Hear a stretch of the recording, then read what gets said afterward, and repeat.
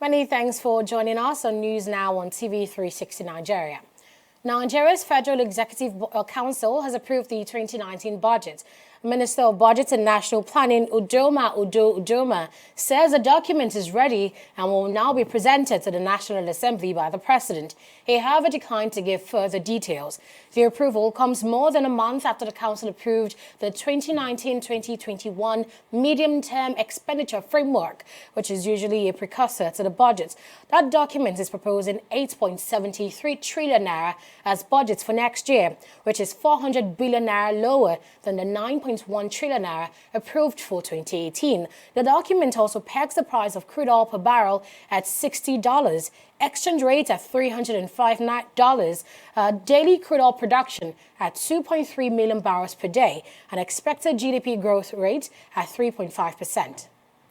19 executive budget proposals were approved by the Federal Executive Council today, and they will be presented to the National Assembly. We will have to consult them in terms of the date of that presentation. President Muhammadu Buhari has returned the Electoral Amendment Bill to the National Assembly. The Senior Special Assistant to the President on National Assembly Matters, Ita Enang, told reporters at the State House that the bill has left the table of the President but did not reveal if it was approved or rejected. He says he cannot reveal the President's decision because it was addressed to the lawmakers. And if that bill is rejected, it will be the third time in 2018 that the President will be rejecting the bill. Enang however confirmed that Buhari assented to the National Open University Bill, which upgrades the status of the institution. The President has taken decision in accordance with the powers vested in him under the Constitution. And by convention, that decision contained in the communication can only be revealed by the person to whom that decision is addressed. But the electoral bill has left Mr. President because he has taken his decision and has remitted it back. The presidential candidates of the People's Democratic Party and the leadership of the party's campaign council are currently holding an emergency meeting with members of the coalition of united political parties. The meeting is taking place at the Transcorp Hilton Abuja to strategize ahead of the 2019 elections. It comes 2 days after the CUPP adopted Atiku Abubakar as their sole candidate in the 2019 polls. Now, while addressing the group, the Senate President, Dr. Bukola Saraki, who is also the Director General of the party's campaign council, asked the political parties to remain resolute and take a position with INEC on the 2019 electoral bill. He also asked the group to add their voices and demand that the ruling party conduct a free, fair and credible election next year. Meanwhile, the state senator Olamilekan Adeola has asked Nigerians not to support the PDP. Adeola, who is also a member of the All Progressives Congress, wants Nigerians to instead support his party to fix the present challenges confronting the country. He says the PDP ruined the country in its 16 years in power and must not be allowed to ruin the APC's plan to reposition Nigeria. I'm about to set out on a journey to start moving length and breadth of the senatorial district, and I am the firm believer and opinion that there are people in high places that I need to talk to before I embark on that journey of touring the entire senatorial district. So I have decided to make the traditional fathers the first point of call, to reach out to them, seek for their support, seek for their understanding, and also to let them know the happenings at the national level and at the state level, and to tell them going forward what is going to be our next target in terms of development coming to our dear nation. So all these are more issues that I discussed with them and I've talked to them, and I want to thank them for accepting me, for listening to me, and for at least agreeing with me that the way to go is the way of at least voting APC for another next 4 years in office. Meanwhile, the party's governorship candidate in Lagos State, Jide Sanwo-Olu, says he is confident of victory in the election. Sanwo-Olu has charged his supporters to go out en masse and vote in the polls to ensure the APC retains power in Lagos State. We're going out campaigning. We want their blessing. We want to ask them what exactly they also want us to do in their various neighborhoods, right? And to facilitate with them. That's all we'll be doing, and that's what we came here to do as well. I'm out to contest. I mean, our party has nominated, and we are contesting. Regarding one person, I've told you that there are over 60 parties. There are over 50 candidates that are out there contesting. So our strategy is to make sure that we defeat everybody, irrespective of how many times you have contested.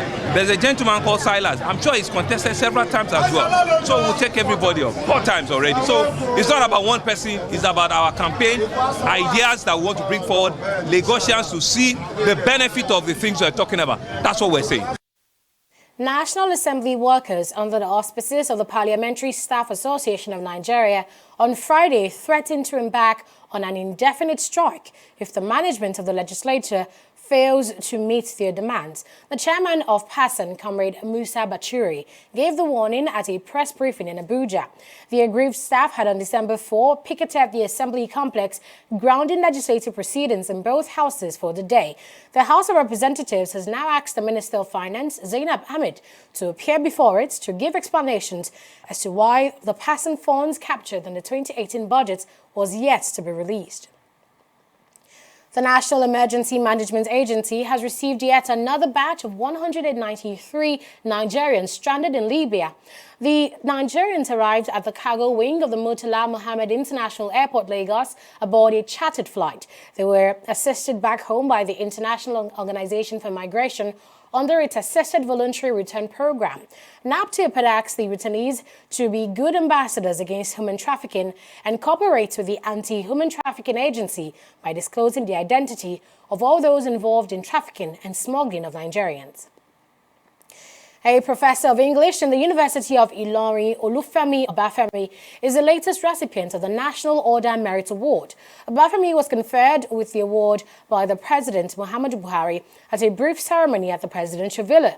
Onyi Adekunle reports. The Nigerian National Merit Award is usually conferred on Nigerians who have contributed outstandingly to national development in the areas of science, medical engineering and technology, and humanities, including arts and culture. This year's recipient is Olufemi Obafemi, a professor of English and dramatic literature at the University of Ilorin. He is also a prolific playwright, novelist, poet, literary and theatre scholar credited with 14 scholarly books, 16 creative books, and over 70 journal articles in national and international outlets. Before he is conferred with the award, Secretary to the Government of the Federation, Boss Mustafa, explains why he was chosen.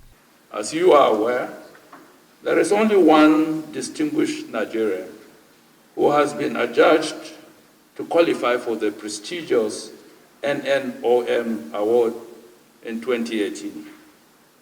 This Nigerian has exhibited the qualities and the unique achievements in his chosen field of endeavor, the humanities, and is being recognized and honored today by the President, Federal Republic of Nigeria, for his selfless contribution towards the development of our dear country, Nigeria.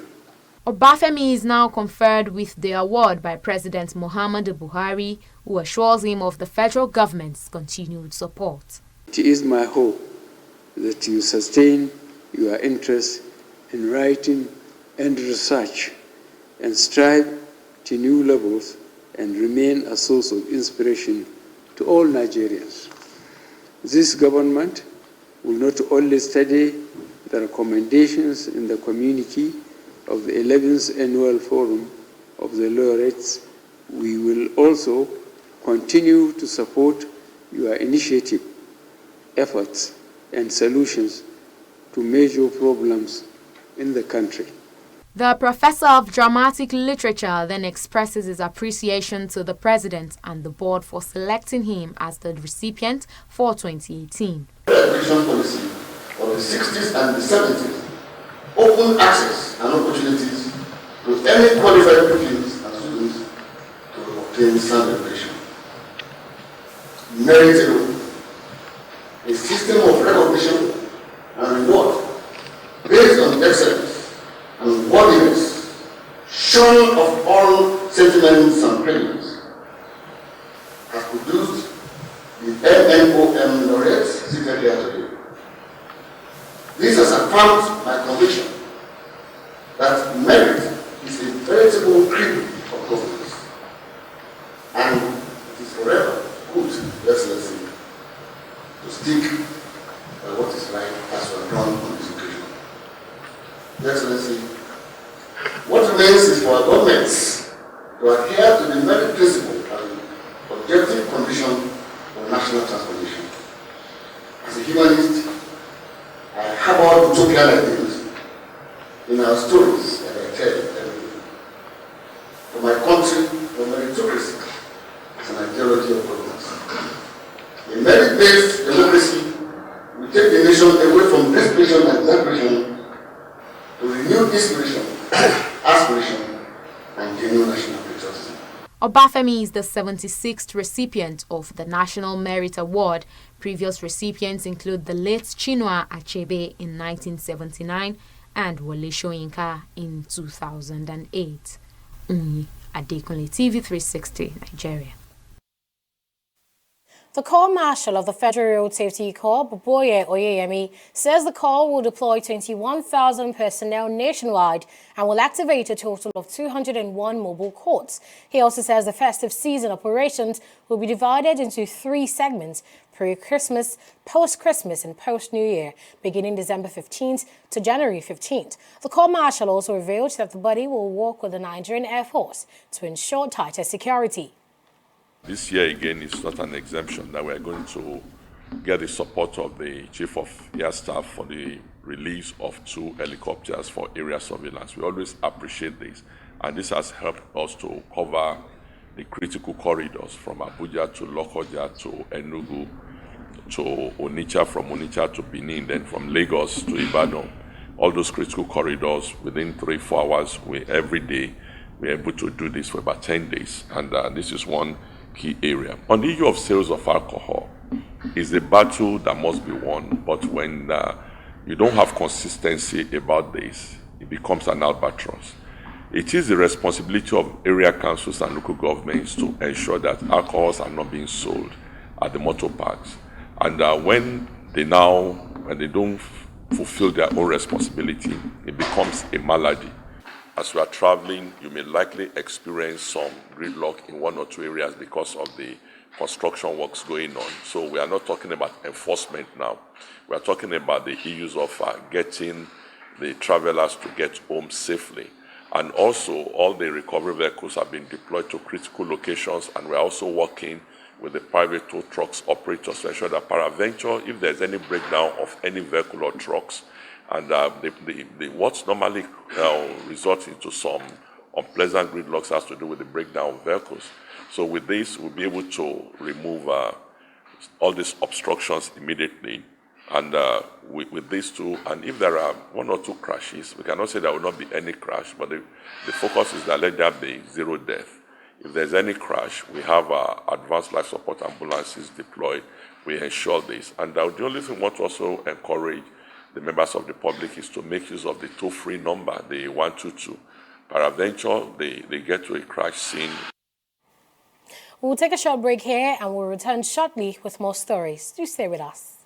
The Wole Soyinka Center for Investigative Journalism invites you to the 13th award presentation event of the Wole Soyinka Award for Investigative Reporting. Join us to honor the 2018 WSCIJ Nigerian Investigative Report of the Year, along with the category winners from print, radio, television, photo, online, and editorial cartoon. John Momo, Chairman, Channels Media Group, and Waziri Adio, the Executive Secretary of the Nigerian Extractive Industries Transparency Initiative, will also be honored with a Lifetime Award for Journalistic Excellence and Anti-Corruption Defender of the Year Award, respectively. Date, Sunday 9th December 2018, time 5 p.m. Venue, Neka House, Main Hall, Plot A2, Hakim Balogun Street, off Lateef Jakonde Road, Alausa Ikeja, Lagos. For inquiries, email wscij@wscij.org or call 0908-251-5179. Investigative reporting is a vital force for the restoration of human dignity. Wole Soyinka.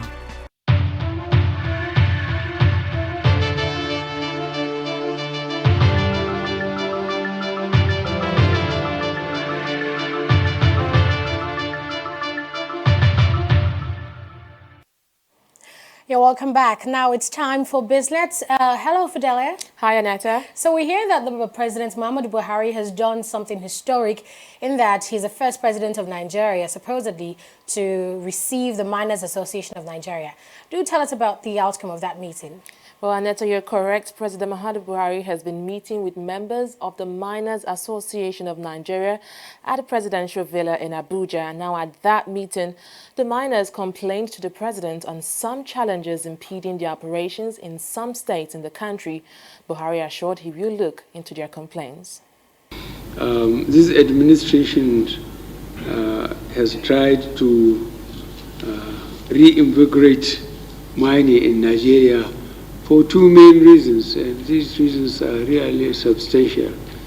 They are firstly employment and skill for Nigerians. Secondly is the revenue, which we need very badly in diversifying the economy of the country.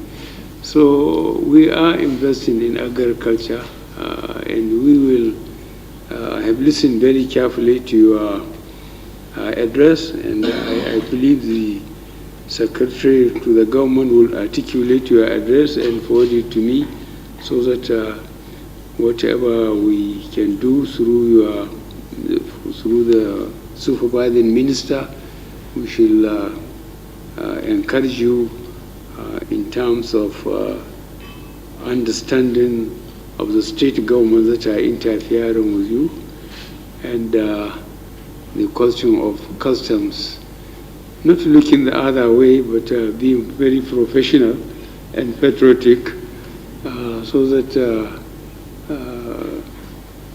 you don't mind they insist on getting what is due to the country in terms of revenue, and of course making it not too difficult for you.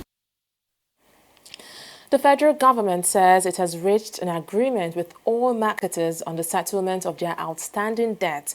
It also assured that operations at all depots and sales points will continue until further notice. The special advisor to the Ministry of Finance on Media and Communication, Paul Abechi, says both parties reached their agreement during the meeting held at the Finance Ministry's headquarters in Abuja. He, however, did not disclose details of their agreement, but says they will meet again on Monday. Oil prices fell on Friday, pulled down by OPEC's move to delay a final decision on output cut as it awaits support from heavyweight supplier Russia. Brent crude oil futures fell below $60 per barrel earlier in the session, trading at $59.40 per barrel, while U.S. crude futures were at $50.97 a barrel. The declines came after crude slumped by almost 3% the previous day, with OPEC ending a meeting at its headquarters in Vienna without announcing a decision to cut crude supply. Well, it chose to instead debate the matter on Friday. Now, Russia wants to cut its oil output by a maximum of $150,000 per barrel for the first 3 months of 2019. Well, let's now turn our attention to the stock markets. Stay with us.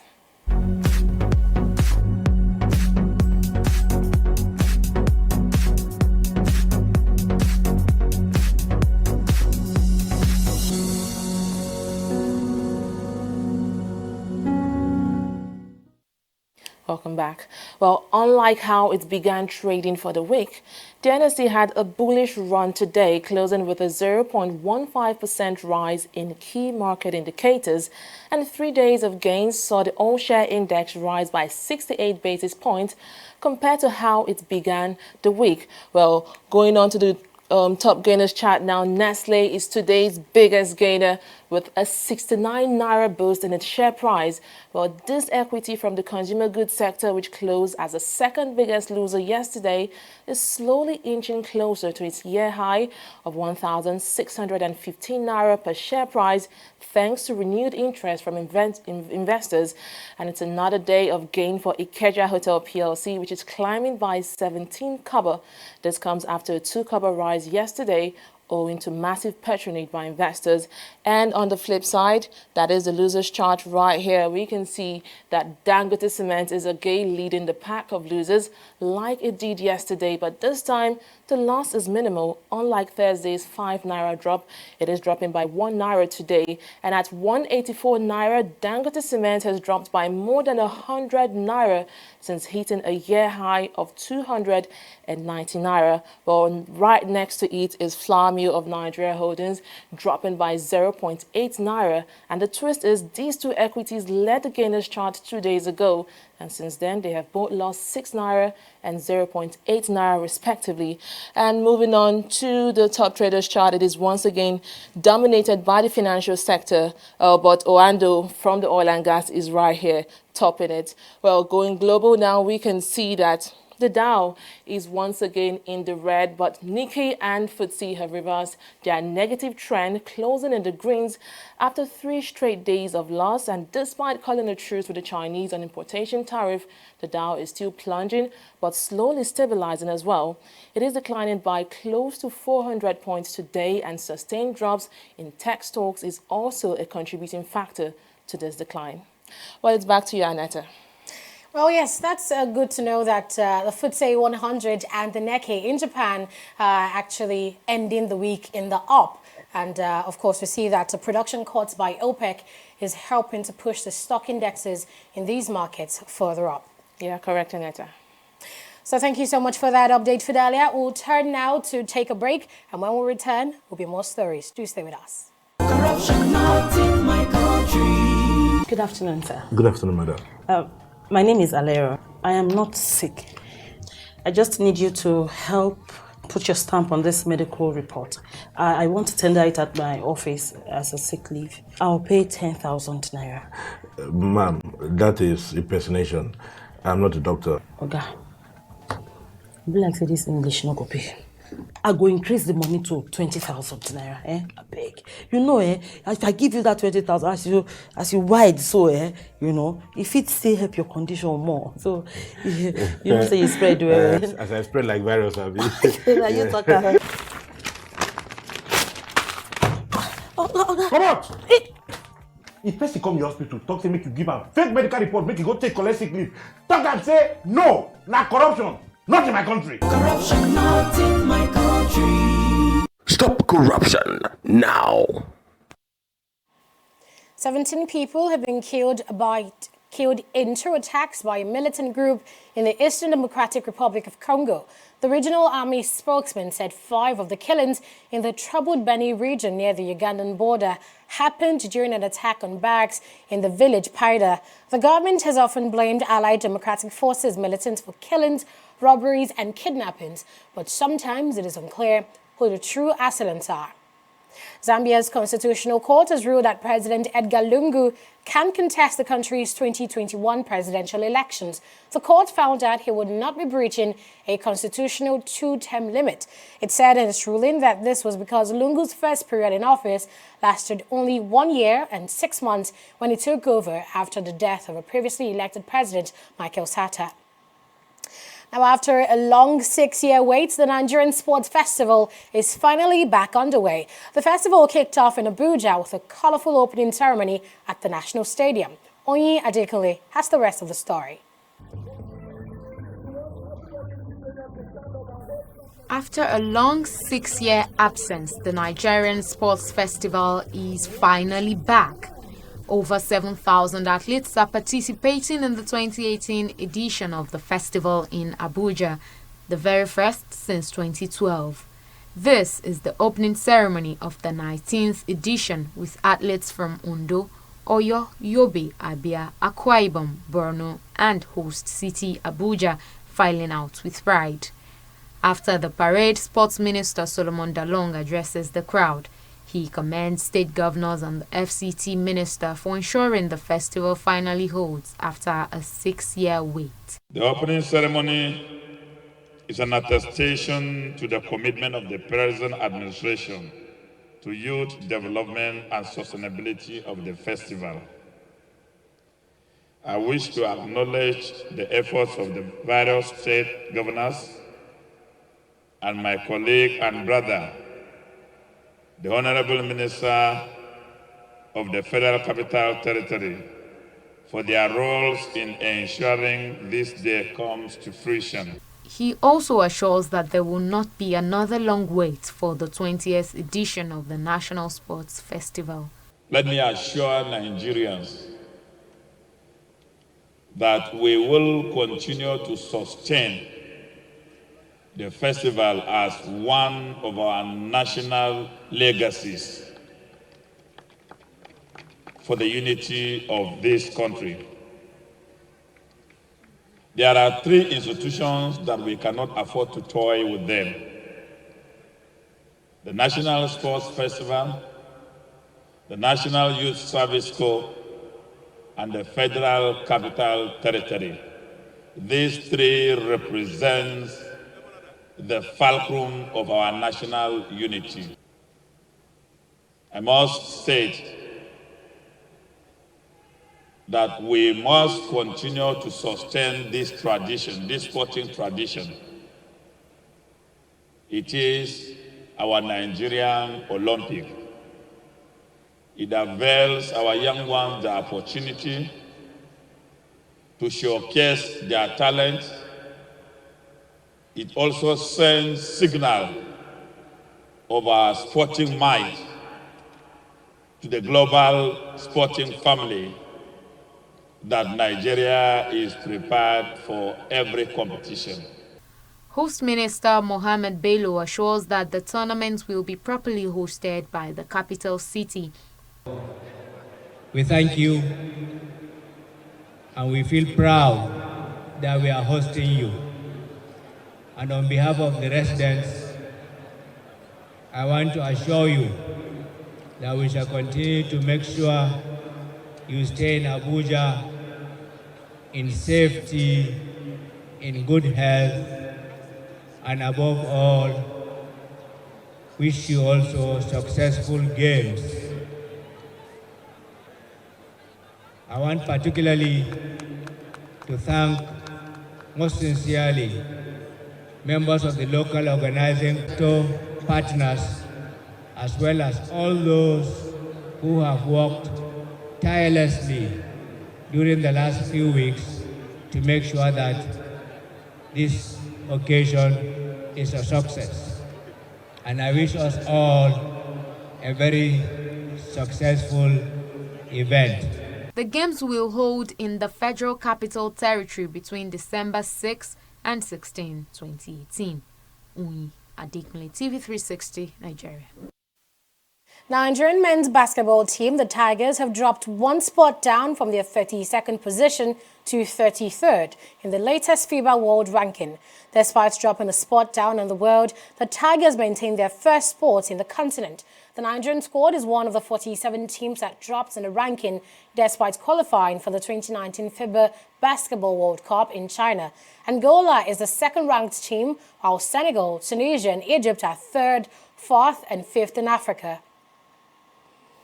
In football, the Super Falcons dropped from 38th to 39th position in the latest FIFA ranking. The nine-time African champions dropped 21 points from 1,601 to 1,586, despite a winning performance at the just-concluded Africa Cup of Nations AFCON Championship in Ghana. The Falcons, however, retained their number one position in Africa. The Banyana of South Africa are runners-up at the 2018 AFCON are third, while the Indomitable Lionesses of Cameroon are second.